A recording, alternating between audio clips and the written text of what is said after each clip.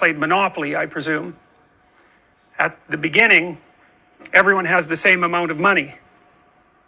Will include property, the same amount of wealth. Then what happens as the game progresses, and really as a function of chance, I mean, I know you have to use your head a little bit in Monopoly, but the basic rule is just buy everything you can get your hands on, and then trade meanly, something like that. So at the beginning, everybody has the same amount, and then as you begin to play, if you had enough players, you would develop a normal distribution, because some people would win relatively consistently and some people would lose relatively consistently, and so the money starts to be distributed in a normal distribution. But the thing about money, and the thing about lots of things, is that zero is involved. And zero is a weird place, because if you're playing a trading game and you hit zero, then you're done. And it's very hard to recover from zero. And it's really hard to recover. When you're doomed in Monopoly. You can tell. You've got some resources, but there's going to be some crisis when you land on some hotel. And you're going to get wiped out. You know it. So there's a point at which you're headed for zero, even if you have something. And you might be rescued by luck. But when you're doomed. So what happens is that as you continue to play Monopoly, more and more people stack up as zero, and fewer people have more and more money.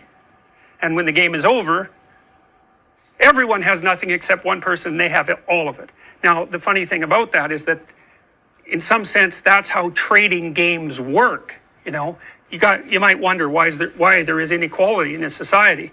And it's easy to consider that it's because the society is corrupt, and perhaps, societies are somewhat or horribly corrupt. That's the variation. There's no society that's without its criminal element and fixed element. Anyways,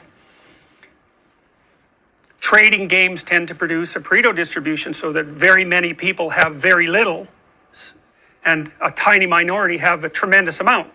That's the 1% that you hear about, right? And, the thing about that 1% is that that's happened in every society that's ever been studied. It doesn't really matter what the governmental system is, and it certainly happened under the Soviets, that's for sure. And there was a lot of people who had enough zero, so they just died.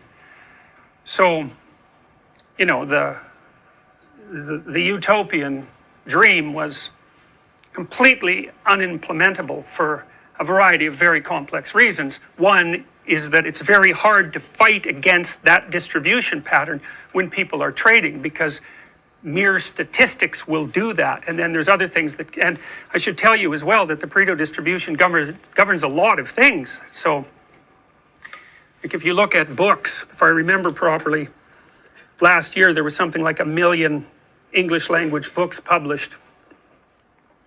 And I think 500 of them sold more than 100,000 copies, which is none, right? That's none. And of that 500, you can be sure that one of them was by Stephen King, and he took half the money, because there's like 5 authors in the English language who are on every airport paperback stand, occupying the top rung, and that's massive real estate, right? Because it's replicated everywhere. And because they're so prominent, and because there are known names, when people are in a hurry and they just want something to read, they just grab that, and then more money goes to those people. And so, success breeds success, and failure breeds failure, and it's not necessarily linear. And that's a really difficult thing to deal with.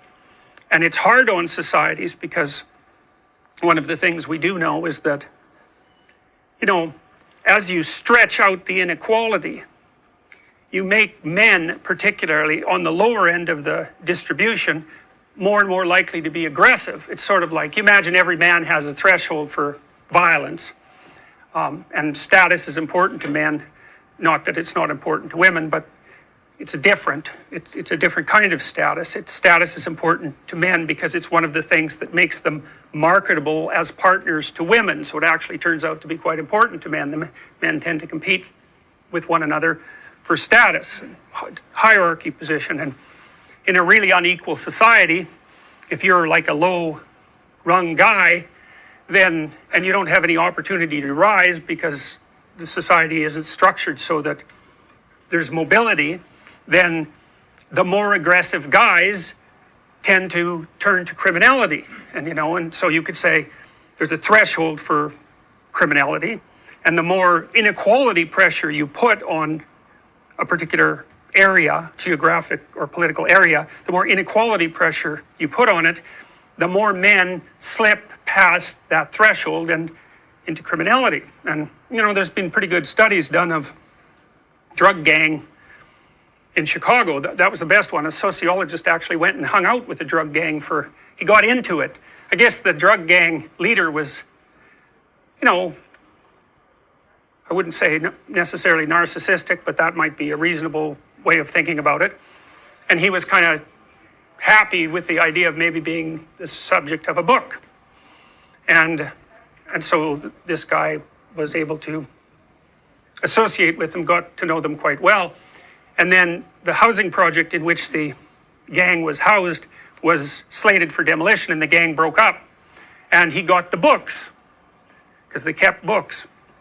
And what he found was the average street drug dealer, first of all, was employed in another job as well, and was making far less than minimum wage. Now, but the guys, further up the chain, of course, followed the Pareto distribution, and so there was a tiny minority of them who were raking in a tremendous amount of loot, and the guys at the bottom were just waiting around for the possibility that they could rise up the hierarchy. And, it's a pretty violent game, so the chances that someone's going to be taken out is pretty high, and then a little slot opens up for some opportunistic second-rater, and perhaps he can move up the hierarchy. So the Pareto distribution governs all sorts of other things too. I mentioned it governs the popularity of books, the sales of books, but it also characterizes the distribution of everything that people produce. So if you think of creative production of any sort, artistic production, industrial production, it doesn't matter. Almost everything fails, and a few things succeed beyond anyone's wildest imagination. The richest 40 people in the world have as much money as the bottom 2 billion. Right? Now, it's not like they're stuffing their mattresses with that money, or they have a skyscraper full of cash. That money is out in the economy doing whatever money does. So, you can't spend $28 billion. So, and sometimes you can even do some good with it. This proclivity for inequality is pervasive among the creative products of human beings. It's the case with goals scored in hockey. My son told me, and he's a reliable source on hockey statistics, that if you don't count any of the points that Wayne Gretzky managed with scoring, he still had enough points just with assists to have more points than any hockey player that ever played. So, even at the upper end of the distribution, there's some person who's, they're so good at what they do. And then there's another person that's so much better than them that it's not even comparable. And the benefits flow to people who are in that position. And you can understand why.